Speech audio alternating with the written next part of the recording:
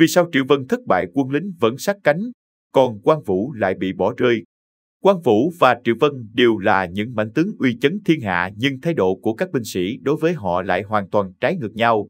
Điển hình là khi cả hai gặp thất bại, Quang Vũ và Triệu Vân đều được liệt vào hàng ngũ hổ tướng nhà Thục Hán thời Tam Quốc. Thế nhưng cả hai lại có sự khác biệt rất lớn về tính cách. Sử sách ghi chép rằng Quang Vũ trước là người vùng Hà Bắc. Vì không thể nhẫn nhịn cảnh ác bá trong làng ức hiếp dân lành nên ra tay diệt trừ. Để tránh sự truy bắt của Quang Vũ, ông đã bỏ chạy và mai danh ẩn tích. Sau xảy ra tranh chấp với Trương Phi, cả hai không đánh không quen biết và rồi cùng nhau gia nhập quân doanh của Lưu Bị. Trong Tam Quốc diễn nghĩa có xây dựng nên điển tích kết nghĩa đào viên của ba anh em Lưu, Quang, Trương là sự khởi đầu cho những giai thoại huy hoàng sau này. Sau khi đi theo Lưu Bị, tên tuổi của Quang Vũ ngày càng vang xa, anh hùng khắp nơi đều ngưỡng mộ và muốn được kết giao. Tào Tháo khi bắt sống Quang Vũ cũng rất muốn có được tâm của ông mà không tiếc tặng cho Ngựa Xích Thố, phong quan tước, ban phu đệ cùng gấm vóc mỹ nữ.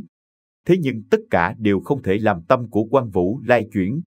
Khi biết Lưu Bị đang nương nhờ tại chỗ Viên Thiệu, Quang Vũ kiên quyết một mình hộ tống hai vị đại tẩu vượt ngàn dặm để về với vị huynh trưởng của mình.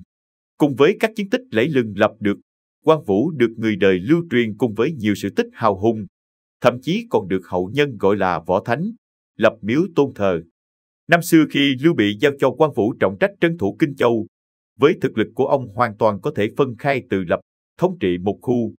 Tuy nhiên Quang Vũ không làm vậy. Điều này khiến người đời càng khâm phục sự trung nghĩa của ông. Tuy nhiên, sau đại chiến Hán Trung, Quang Vũ vì ham lập công nên tự ý phát động trận chiến tương phàn mà không có quân lệnh của Lưu Bị.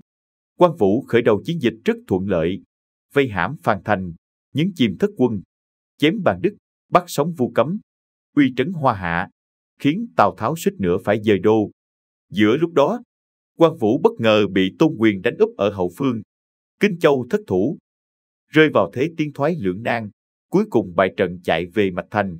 Những tướng sĩ bên cạnh sau khi nhìn thấy Quang Vũ bại trận đều lần lượt bỏ chạy, cuối cùng chỉ còn lại chưa đầy 100 người. Ngay cả mưu sĩ mà ông tín nhiệm nhất là Mi Trúc cũng đầu hàng phe địch. Cuối cùng, cha con Quang Vũ bị quân Đông Ngô bắt sống, không lâu sau thì bị hành quyết. Còn trong Tam Quốc diễn nghĩa, Quang Vũ bại trận, bị quân Đông Ngô truy sát không còn đường lui, để rồi phải tự vẫn để bảo toàn niềm kiêu hãnh. So với tình huynh đệ với Lưu Bị, Triệu Vân không những gia nhập muộn hơn Quang Vũ, mà chức tước địa vị trong quân thục không cao bằng. Triệu Vân cũng không lập được nhiều chiến tích, ngoài lần cứu sống Lưu Bị tại Nhữ Nam hay đơn thương độc mã cứu A Đẩu ở trận chiến Trường Bản. Triệu Vân chủ yếu được Lưu Bị sử dụng như một cận vệ. Trong chiến dịch phạt Bắc của Gia Cát Lượng, Triệu Vân lãnh binh xuất chinh.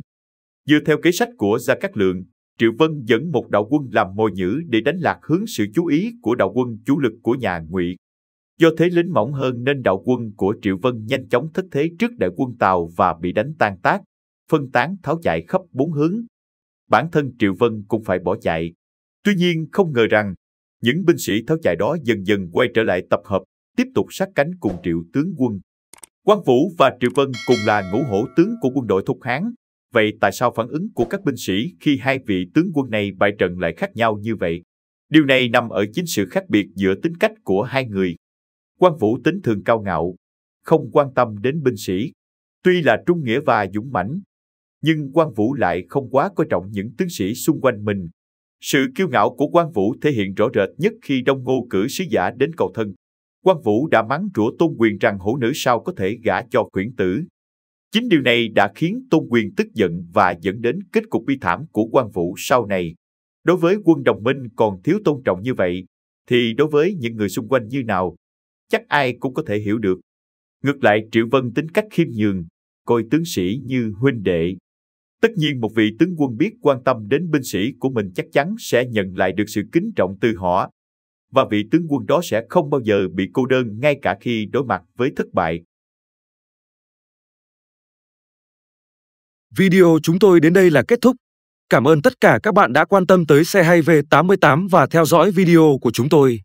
Đừng quên like, share và đăng ký kênh. Đặc biệt đừng quên bật chuông để theo dõi những video khác nhanh nhất. Một lần nữa xin cảm ơn tất cả các bạn.